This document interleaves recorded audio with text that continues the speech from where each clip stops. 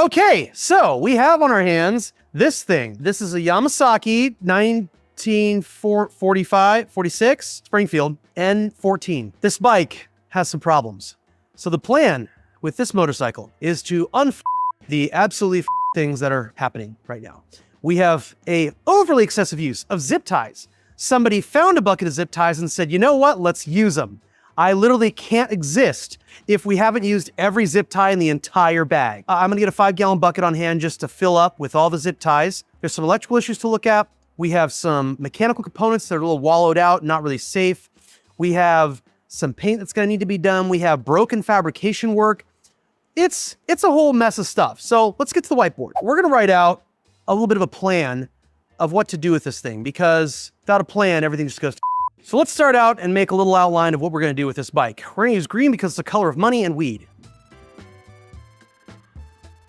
We call it the Springfield Dry Hump Project. First off, we've got a fabrication disaster at the rear of this bike. We have a strut that is broken off from being welded to the fender. Now, this is a really good opportunity to share with you guys why we don't weld struts to fenders. Reason being, there's a lot of vibration back there. What ends up happening is the weld cracks. So, you're gonna attach struts or a sissy bar to a fender. It's always best to use fasteners with washers, leather washers, that kind of thing. If anything starts to crack, you can actually weld the fender, you can replace the hardware. It was kind of amateur hour. Everything is 90 degrees, there's no curves, but we're gonna address that first. It's broken, fender, slut. We're gonna fix the fender slut, and we're gonna remove zip ties.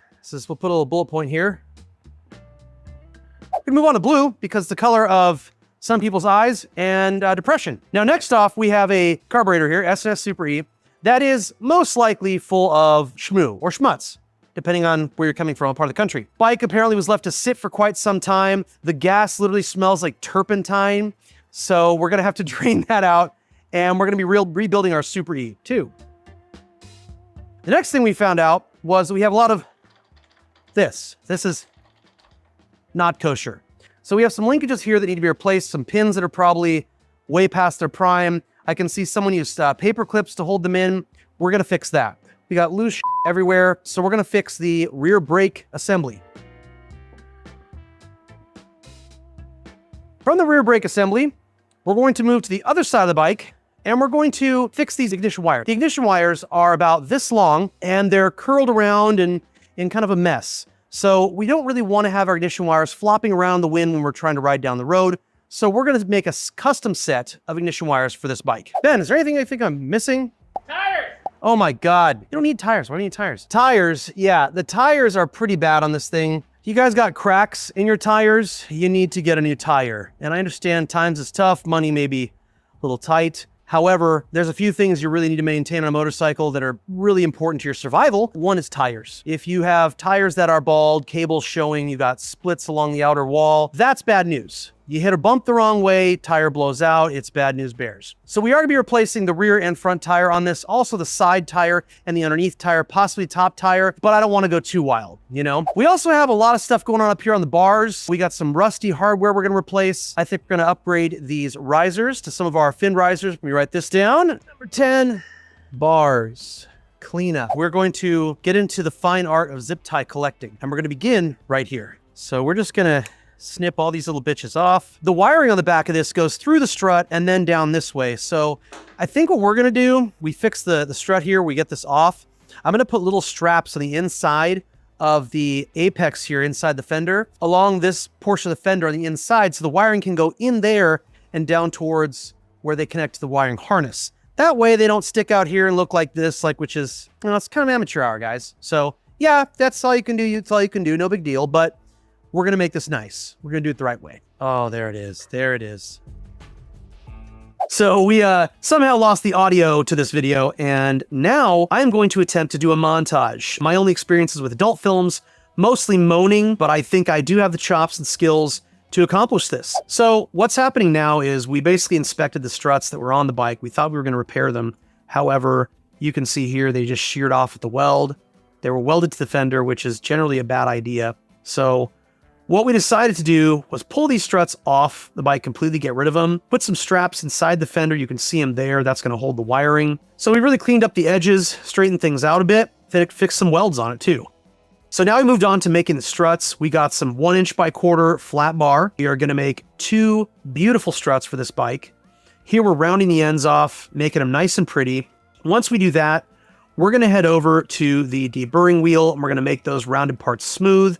Then we'll drop them into the brake, get a nice bend on them, make sure they're accurate, and punch our holes to drill. Using that beautiful Power King drill. Love that tool. Once this is done, Ben had to pee, so I'm helping him out here.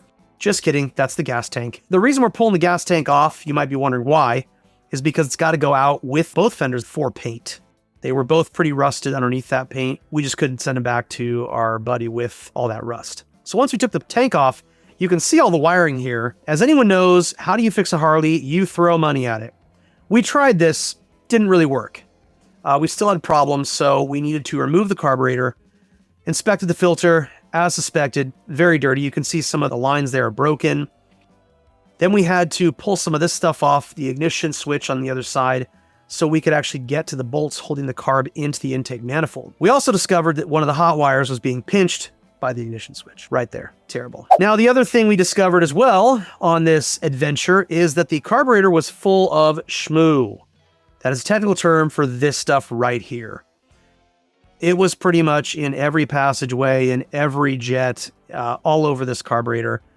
It was pretty crappy. You can see more of it there. Now, if we didn't get this stuff out of the carburetor, what would happen is if we put new fuel in the bike and we tried to fire it up, it might start, but then that stuff, you run the risk of it getting up into your jets and in the fuel passages. That can cause problems with running. So you could be out on a ride and the bike stops running properly and you're not getting fuel for some reason. There you go. You got some crap in one of your jets.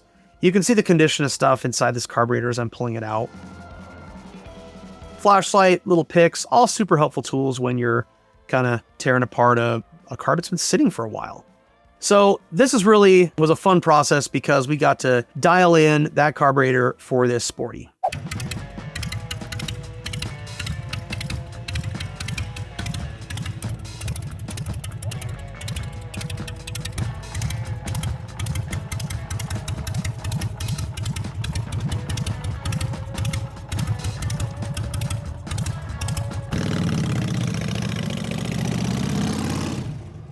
Thanks for watching, guys.